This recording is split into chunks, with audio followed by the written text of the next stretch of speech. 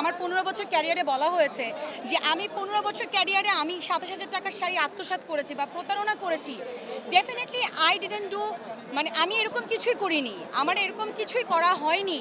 যিনি আমার নামে এই কাজটা করেছে আমাকে হ্যারাস করার জন্য, তিনি একজন নারী, তার এবং তার স্বামীর ক্ষমতা দেখিয়ে আমার সাথে এটা করেছে এবং সে আমাকে অনেক ধরনের হুমকিও দিয়েছে। ভাইয়া দেখেন, আপনারা কিন্তু নিজেরাই জানেন যে এখানে অনেক মিথ্যা কথা মানে বলা হয়েছে, যেটা আমি হয়তো কিছু বলতে পারিনি, হয়তো বলবো। কিন্তু একটা কথা বলি, ক্ষমতার যে অপব্যবহার হয় সেটা আজকে আমাকে দ্বারা প্রমাণিত এবং আমি আইনকে শ্রদ্ধা করি বলে আমি কিন্তু আজকে এখানে এসেছি। এবং সেকেন্ডলি হচ্ছে, এর আগে আমি কিছুই বলিনি বিকজ আমি আইনকে শ্রদ্ধা করেছি যে না, আইন যখন আমাকে সমঝুরি দিয়েছে আমি এসেছি। কিন্তু ওখানে অনেকগুলি মিথ্যা কথা প্রদান করা হয়েছে। ডেফিনেটলি টুডে টুমরো এগুলো আসবে, এগুলো সবার সামনে আসবে।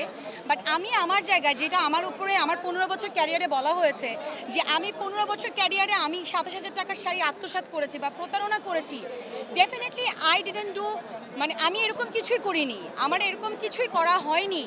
তো যার কারণে আদালতে কিন্তু এটা প্রমাণ হয়েছে। তার আগেও কিন্তু সামহাও আমাদের একটা প্রমাণিত হয়েছিল যে বলেছে যে ডিবি থেকে প্রমাণিত হয়েছে, সত্যতা প্রমাণ পেয়েছে। এখানে একটা কথা বলা হয়েছে যে ডিবি আমাকে ফোন করে যেতে বলেছে। না, আমি একটা কথা এতটুকু বলতে চাই, আমি ডিবিকে ফোন করেছি, আমি একাধিকবার আমি জিজ্ঞেস করেছি যে আমি কখন আসবো, আমরা কখন এটা নিয়ে বসতে পারি, এবং আমি বলে লিগ্যাল নোটিসের পরে কোনো অ্যান্সার করিনি। আমার কাছে প্রমাণ আছে, আমি তাকে ফোন করেছি এবং আমি বলতে চাই যে আমার নামে মামলা করেছে আমি তাকে চিনি না। আমি চিনি হচ্ছে বিলকিস ওয়াজি ঝিনুক, তিনি একজন সম্মানিত আইনজীবী। তো সে যখন আমাকে বলেছে সে একজন আইনজীবী, সে আমার একজন বড় ফ্যান, তার কাছে আমি কোনো মানে একটা শ্যুটের জন্য আমি কোনো পেমেন্ট আবদার করিনি। আমি তাকে বলেছি যে আমি সম্মানের ক্ষেত্রে বলেছি, আপু আমি যখন পরবো শাড়িটা আমি আপনাকে ছবি দিব। সেও আমাকে বলেছে, এরকম একটা ভয়েসও আছে যে আপু আপনি যেই দিন পরবেন শাড়িটা আমাকে ছবি দিয়েন। এখন ভাইয়া আপনারাই বলেন, আপনারা চেনেন আমাকে। হ্যাঁ, সো আমি কিন্তু স্টোরিও দিয়েছি, আমি ওই শাড়িটার ছবি দিয়ে স্টোরিও দিয়েছি, কিন্তু আমার নেক্সট 5 মাসে শাড়িটা পরা হয়নি। বিকজ আপনারা সবাই জানেন আমি ফিল্মের শুটিং নিয়ে আমি অলমোস্ট 3 মাস আমি প্রিপারেশন নিয়ে ব্যস্ত ছিলাম। সো ওই ক্ষেত্রে আমাকে ফোন করে যোগাযোগ করতে পারতো, বাট আমাকে সে হ্যারাস করার জন্য আমাকে ডিরেক্টলি নেগেটিভ মার্কেটিং করেছে এবং আমাকে যে লিগ্যাল নোটিস পাঠিয়েছে, আমি লিগ্যাল নোটিসটা আগে পাইনি, আমি আগে সোশ্যাল মিডিয়াতে দেখতে পেরেছি যে আমি নাকি প্রতারণা করেছি। সো ওই জায়গা থেকে আমি বলবো যে আপনারা কিন্তু সত্য মিথ্যা বুঝতে পারেন। সো আমি আশা করছি অ্যান্ড আই হোপ যে আপনারা সঠিক তথ্যটা তুলে ধরবেন, বিকজ টুডে টুমরো সত্য কখনো চাপা থাকে না। অ্যান্ড ডেফিনেটলি আদালত আমাকে ন্যায় বিচার দিয়েছে এবং সামনে আদালতের প্রতি ডেফিনেটলি আমি অনেক কৃতজ্ঞ। অ্যান্ড আদালতকে আমি সম্মান করি বলে আমি এখানে এসেছি বলে। অ্যান্ড আই হোপ সামনেও আমি ন্যায় বিচার পাবো, সবাই ন্যায় বিচার পাবে, মানুষের কোনো ভেদাভেদ নেই। Thank you so much. Thank you.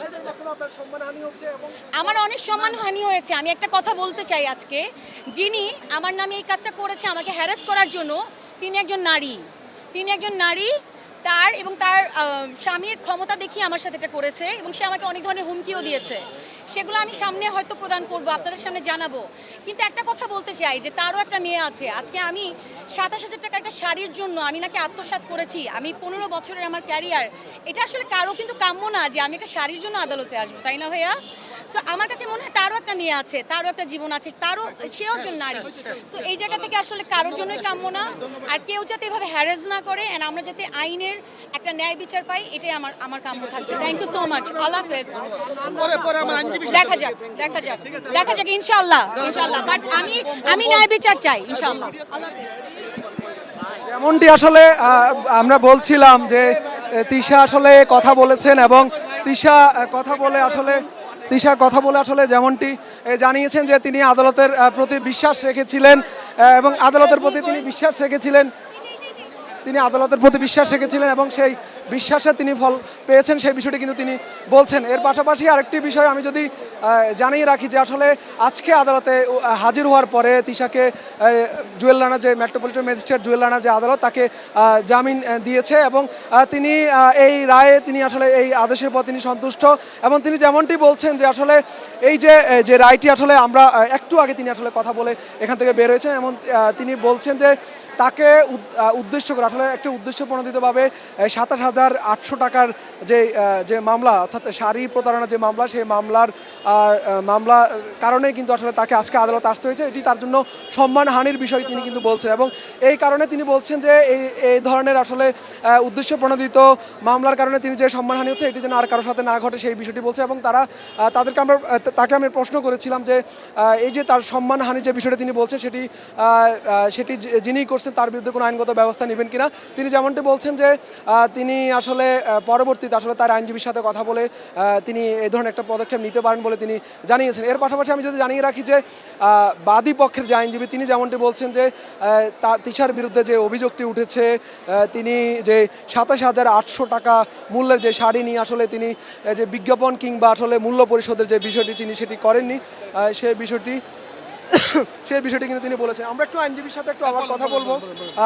তিনি আচ্ছা এই যে আজকে তো তিশা জামিন পেল এবং আপনারা তিশা বলছে তিনি বেশ আদালতের উপর যে বিশ্বাস রেখেছেন সেটা তিনি ফল পেয়েছেন, কি বলবেন এবং এখন পরবর্তী কি পদক্ষেপ আপনারা?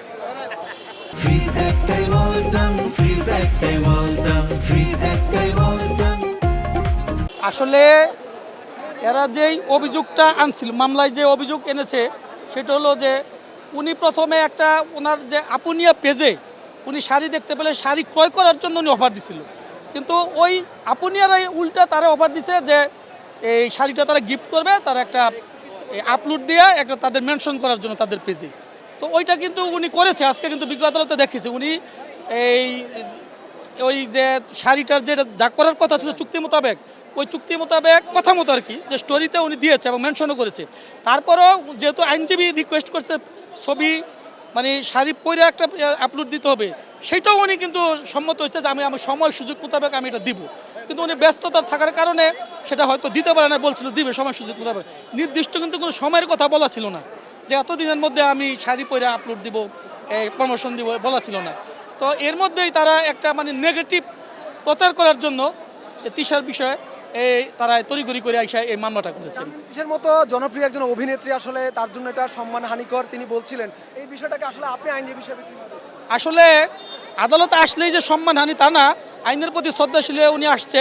তো আমি মনে করি যদি মামলাটা এটা তো একটা মিথ্যা মামলা করছে, আজকে আদালতের কাছে তো উনি ন্যায় বিচার পেয়েছি, তাইলে আমি মনে করি ভবিষ্যতে আমরা এই বিষয়ে আমরা দেখব কি করা যায়। মামলা নিষ্পত্তি হলে আমরা ভবিষ্যতে দেখব, এটা আমরা আইনি পদক্ষেপ আমরা আরো পর্যালোচনা করে আমরা আইনি পদক্ষেপ নিব। বাদীরা কি এসেছিলেন কিনা এবং তাদের পক্ষের আইনজীবীরা আজকে কি উপস্থাপন করেছে কি বলে? তারাও একই কথা বলছে যে তাদের যে ছবি তুলে আপলোড প্রমোশন দেয় নাই, ওই একই বক্তব্য দিয়েছি। কিন্তু আমরা আদালতে দেখিয়েছি যে আমরা তো মেনশন করছি, তাদের আপলোড দিছি আমরা, যে স্টোরিতে আমরা দিছি। হয়তো আমার ছবি শাড়ি পরে যে পিকচার দেওয়ার কথা ছিল এটা আমি একবারে বলছি যে আমি সময় মোতাবেক, আপনি যেহেতু আইনজীবী পরিচয় দিতেছেন আমি আপনার এটা করে দিব, কিন্তু আমার সময় সুযোগ মোতাবেক আমি কোনো নির্দিষ্ট সময় দিই না। সেই জন্য আদালত সন্তুষ্ট হয়ে আমাদেরকে জামিন মঞ্জুর করছে। আরেকটা বিষয় বলছিলেন যে ক্ষমতার অপব্যবহার করেছেন, তার ক্ষমতা আছে বলে তাকে উদ্দেশ্য প্রণোদিতভাবে এই মামলা আসলে ফাঁসানো হয়েছে, এই ধরনের একটা অভিযোগ করেছে।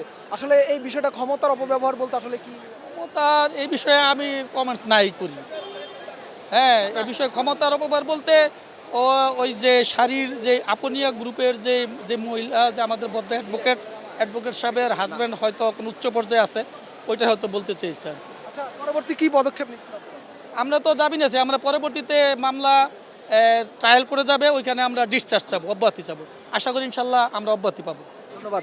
যেমনটি আসলে অভিনেত্রী তানজিন তিশার আইনজীবী যেমনটি আসলে বলছিলেন যে তারা আসলে যে বিষয়টি বলছেন যে তারা পরবর্তীতে আসলে যে এই মামলা আসলে খারিজের সে আবেদনটি তারা করবেন সেই বিষয়টি কিন্তু তারা বলছে। এর পাশাপাশি আমি যদি জানিয়ে রাখি যে আসলে তিশা কিছুক্ষণ আগে জামিন পেয়ে আদালত প্রাঙ্গণ থেকে বের হয়েছেন এবং তার আইনজীবী বলছিলেন যে তারা আসলে ন্যায় বিচার পেয়েছেন এবং এর পাশাপাশি বাদী পক্ষের যে অভিযোগ সেটি পূর্বের মতো একই অভিযোগ যে মামলায় তারা তিনি শাড়ি যে শাড়িটি নিয়েছেন সেটির প্রমোশন কিংবা মূল্য পরিশোধের যে বিষয় সেটি করেননি বলে তারা কিন্তু মামলা করেছে, সেই বিষয়টি কিন্তু তারা বারবার বলছেন। আজকেও একই বক্তব্য ছিল তাদের, তবে আদালত যে ম্যাজিস্ট্রেট ছিলেন তিনি আসলে তিশার বক্তব্য এবং তার আইনজীবীর বক্তব্যে সন্তুষ্ট হয়ে কিন্তু তাকে আজকে জামিন মঞ্জুর করেছেন এবং পরবর্তীতে তারা এই মামলাটি থেকে আসলে খারিজের জন্য আবেদন করবেন সেই বিষয়টি কিন্তু বলছেন। তো আদালত প্রাঙ্গণ থেকে এই ছিল আমার কাছে সবশেষ।